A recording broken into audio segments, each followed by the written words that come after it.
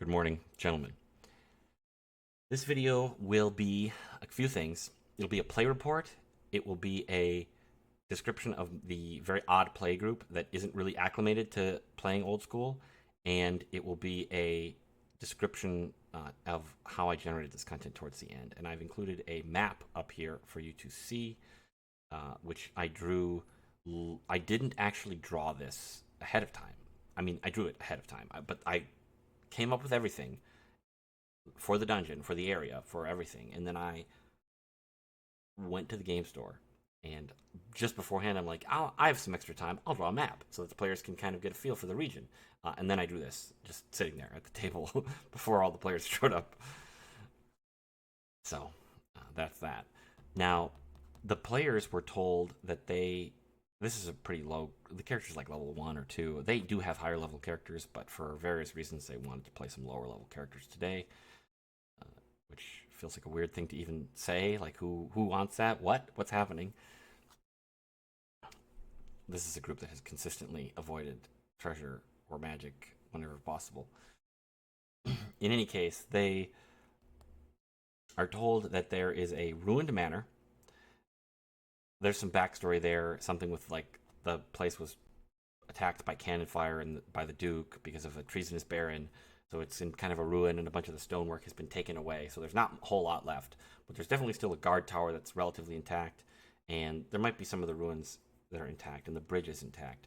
So the characters know that there's some activity here. There's some smoke has been seen, and they're tasked with going and clearing it out. And they'll get there's 6 characters. They're going to get 100 gold pieces each to just take care of anybody who is not supposed to be here.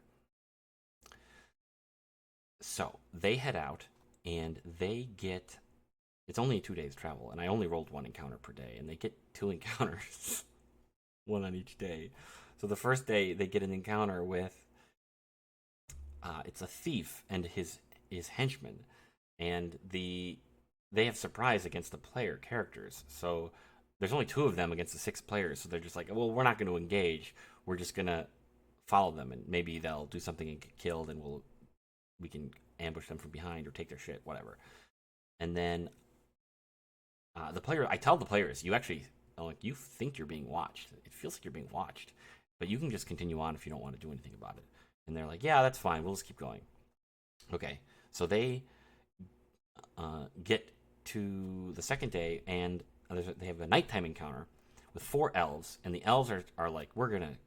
They get a terrible reaction roll. They're just like, we're gonna kill these people. Like, they're disgusting humans. But as by sheer chance, the elf character on the player's side is on guard duty at the moment that the elves are thinking about attacking. So they see the elf, and they're just like, well, okay, we'll go up and talk to them instead. So they trade with the players. The players get some healing potions, and the elves are like, yeah, by the way, you're being followed by 2 humans. I don't think they're with your party. And they're like, oh, okay, thanks for the information. So the players decide, okay, the next day we're going to go up to the bridge on the map here, and we'll set an ambush. So they successfully get an ambush. The thief and the big dude with him, maybe kind of like Fafford and the Grey Mouser type characters, but maybe a lot grimier, even more grimy than those characters. They get ambushed successfully, and the players decide, well, we're just going to threaten them or surprise them, like not attack them, but and the players, the guy, the smaller thief guy, the actual class character is like, well, he looks surprised at first, but then he's like, oh, okay, there's people out here. Oh, thank God, we don't have to be alone. And he just plays it off all cool, like a real too slick of a fellow. And the players are thinking, this guy is full of shit. He's going to betray us at the first opportunity. But they think this is hysterical, and they want this to happen. So this is like maybe another great example where the players, they're still in this like 5e mindset, or the story gamer mindset of like, none of this matters. We're not playing a game. We're not trying to win. We're just here to make funny shit happen. Even if we know we're going to get betrayed, we want to get betrayed because it's funny. Whatever. I mean, that's fine. It's weird to talk about it at the table. I don't know. The whole thing is a bit odd. It's a very different mindset, and I don't really care. If they want to play that way, fine. So they decide we're not going to cross the bridge because it's too obvious. The that now 8 characters are going to head up towards the waterfall. Well, as they're going towards the waterfall, I roll some more encounter checks because the goblins who are in sort of the manor keep ruins area, they can, the tower, for example, is very tall, and there's rooms for them to have lookouts and see if anybody was coming across the bridge or anything like that. So the players get spotted, and the goblins show up with, I think, 7 characters who get surprised, and they're shooting arrows across the water at the players. So the surprise volley takes out the wizard. Now this is technically OSE BX, which I don't really care for.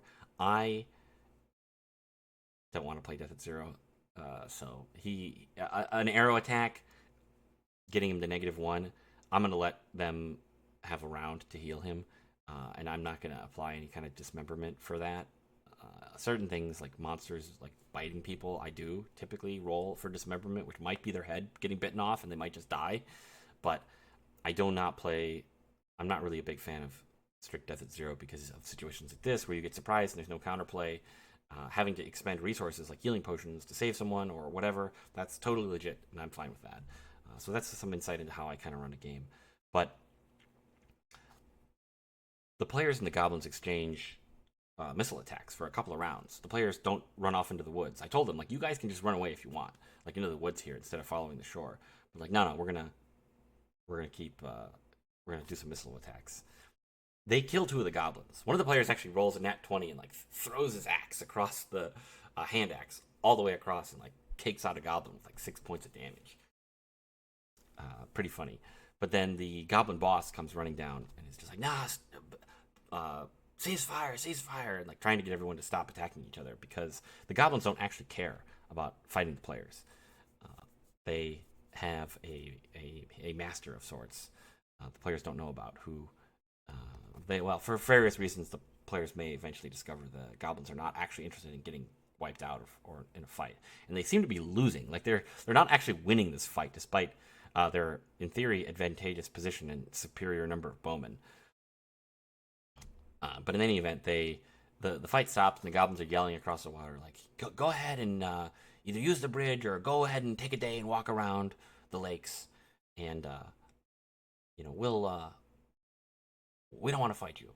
So then everybody stops fighting and they retreat. 2 dead goblins in the process.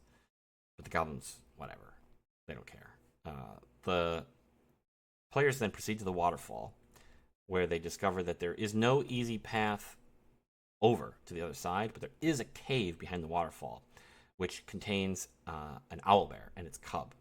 Now, this was something I put in here that was intended to be very difficult, beyond the level of the players, and they don't care. They just walk up to the owlbears and roll fucking boxcars, D6, double 6s on their 2d6 reaction check. Okay. The owlbear cub is willing to be pet. He's excited. He wants to be pet. The mother in the back is growling at them she doesn't like this, but she's putting up with it because her kid seems happy. Now, in the cavern, there's a steel door that the players have seen. The thief sneaks over to go pick the lock. Fails. The characters aren't sure what to do. They can see the owlbear has a nest, and they're thinking maybe it has some treasure. And the barbarian player's I'm going to grab the owlbear cub. And I'm you can't pick it up. It's 300, 400 pounds. And the mother gets pissed off at this point, attacks. She misses him twice over the next 2 rounds. That's all that happens. The player characters, I asked them outright, are any of you going to search the nest while you're here? And they even talked about searching the nest because they thought maybe there was a key that they could find in the nest for this door. Because the one player actually was well, there's a locked door. There must be a key. Now, in my notes, there's no key. You can't find a key. You're never going to get through this door. You're not guaranteed to be able to go through things. But they're still in that gamer mindset where if there's an obstacle, the solution must be within a 10-foot radius of anything, any kind of obstacle that you ever encounter. So that's another weird thing about their thinking and their behavior. But ultimately, the solution they come up with, the elf in the party has a potion of gaseous form. He turns into gas, slips through the door, opens from the other side, lets everybody through. The players flee from the owlbear. They close the door behind them. The owlbear smashes the door, and there's a nice big bowing motion of it, but it actually is quite a strong door. They never searched the owlbear nest, even though they had multiple characters doing literally nothing while the barbarian was like fending off this owlbear. There was a lot of treasure in the owlbear nest they could have just grabbed up, but nope, they keep going. So they this is a secret tunnel that leads into the over towards the manor, and there is an animated armor with a halberd guarding the passage, which the infravision characters can see. The thief is just a thief. They're not like a halfling or an elf or anything. They're just a thief. And because it's an animated armor, I decide to make a ruling that this thing is, if the thief is sneaking, the thief could sneak directly up to it, and it's not actually good enough to notice or care. So if the thief succeeds on their sneaking check, now it's kind of ridiculous. They're discussing whether or not they should sneak with a torch or attempt to sneak up in the darkness, in which case they won't be able to see anyway. I'm like, you can do either. And they're like, okay, we'll sneak up. We'll send the thief in alone, directly down a single file tunnel where an animated armor is holding a halberd at them. Like, okay, you succeeded. You sneak along the corridor, and the armor does not react. And she sneaks around and like feels around the edge and goes into the what ultimately proves to be the basement of the manor. She can't see anything. She's just feeling around in the dark. The armor has not noticed her, and this is a fairly favorable ruling towards the players. But whatever, it's fine. Considering the style of the game that they are looking for, I'm happy to run the game that way. The thief feels around in the basement, finds some. They don't bring it. They have no torches on their persons. They can't even light up a torch now that they're down here. They find a single crack with some light coming from it. They go inside. That's this hidden area with a pentagram and a demon in the shape of a woman. There's a dead magic user in a pile. Basically, he's burned himself to death after he attempted to summon this.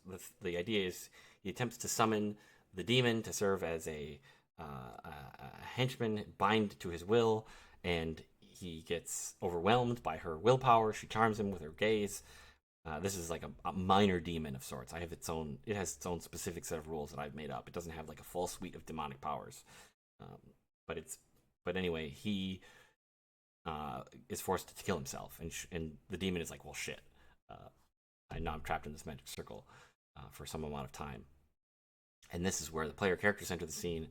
The thief character, goes in there, tries to talk, gets charmed by the gaze attack, and is told to set me free, and why don't you just wait here for like a day. So the minor demon woman grabs the pentacle from the remains of the magic user that has a power to control her. So she takes that and just leaves. So she'll presumably never be seen again.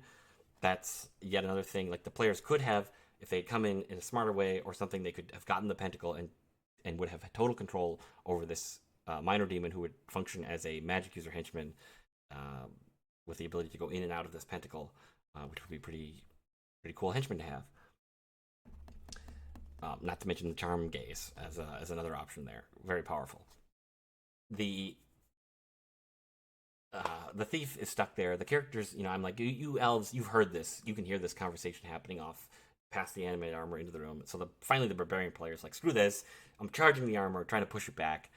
He succeeds, so I'm like, okay, that was one round. You pushed the armor out of the way. You can all run in now. They fight the armor, and this armor was intended, again, as something that was kind of like out of the player's league in terms of fighting it, but they fight it, and it misses a bunch.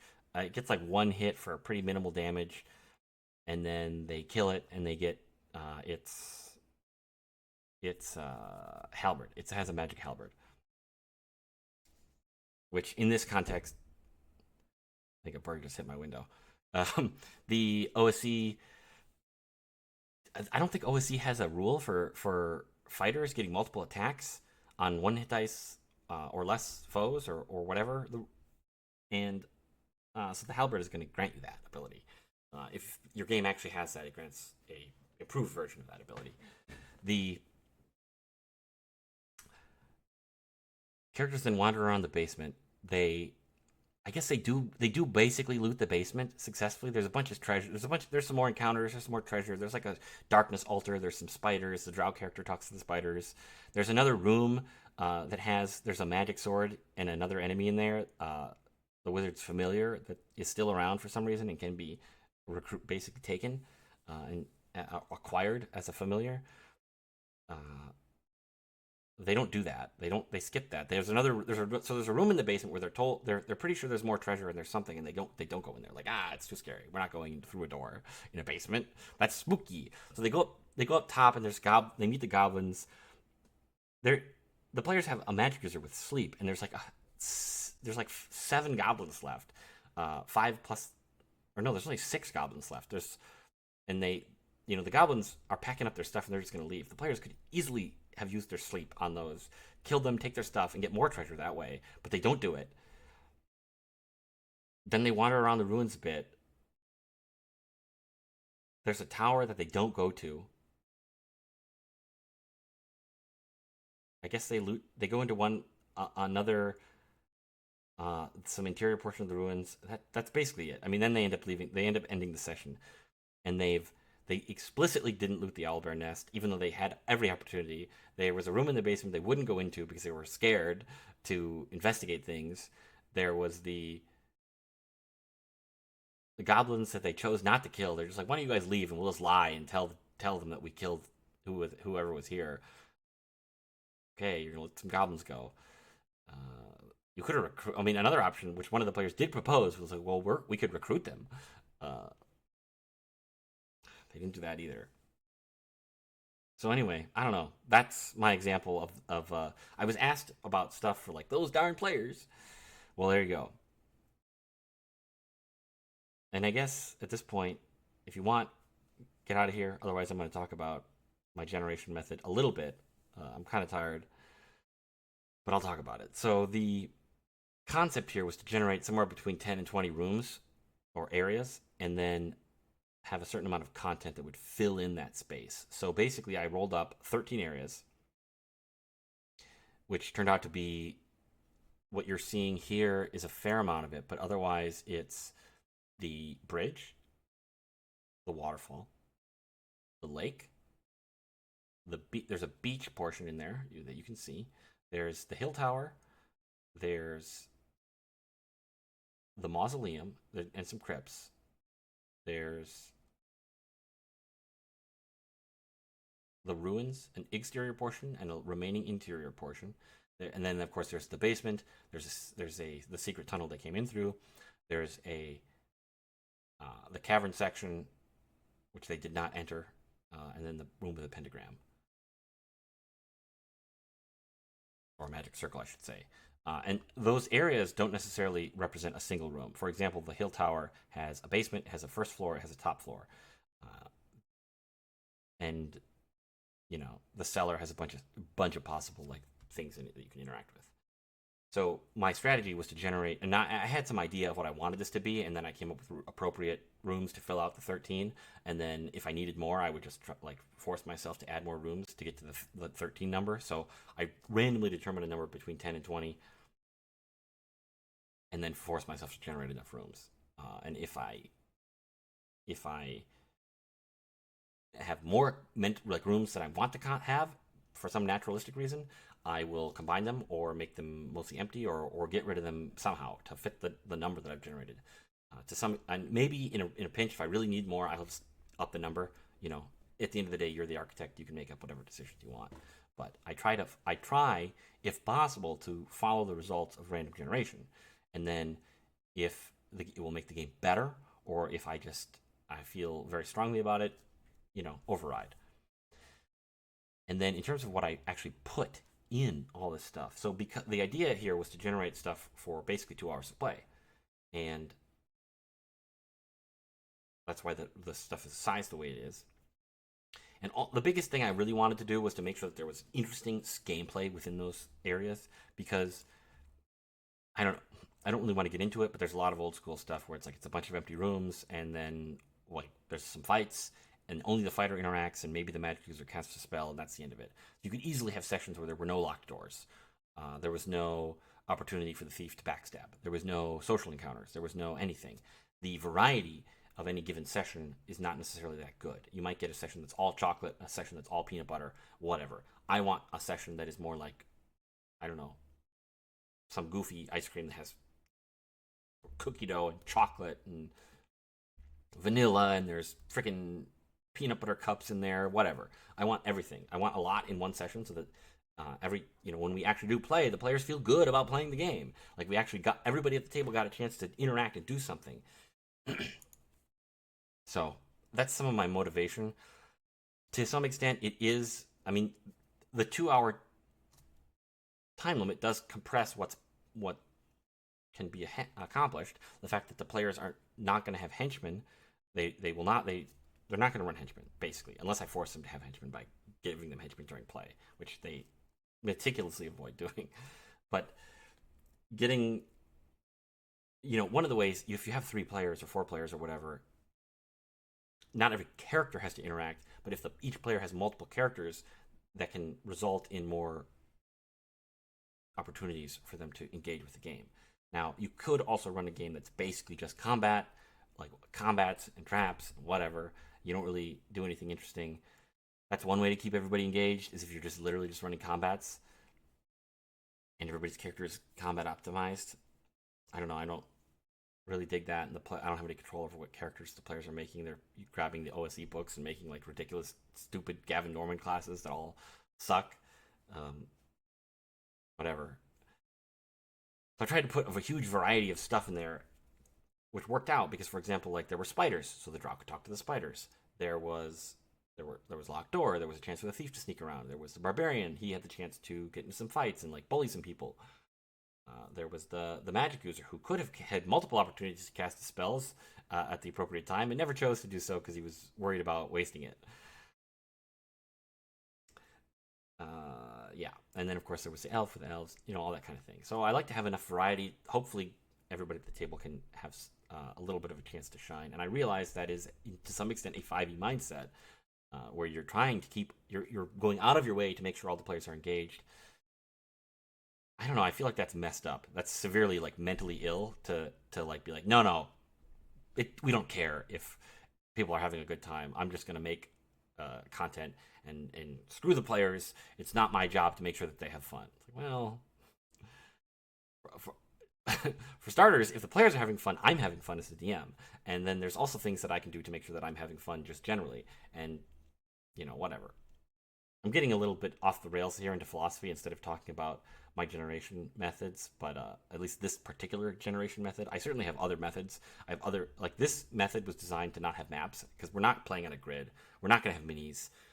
We're not online. Online, it's much more important with a VTT. Like you kind of have to have a map. Players are going to be way less engaged online without a map. But in person, you don't need that as much. So within the 13 areas, I have lists of things like I need a certain number of. I have a certain fight density, which will vary. For this one, I literally put a potential fight in every area. That didn't mean there was going to be a fight in every area, and there wasn't. But there was a potential fight, and then I assigned 3 fights to be hard fights, like too hard. Like you need to. You're either probably going to die unless you get really lucky, or which is what the players did. They relied primarily on luck, and then a little bit of cleverness to get out of some situations, like using the gaseous form potion to get through the door. So hard fights.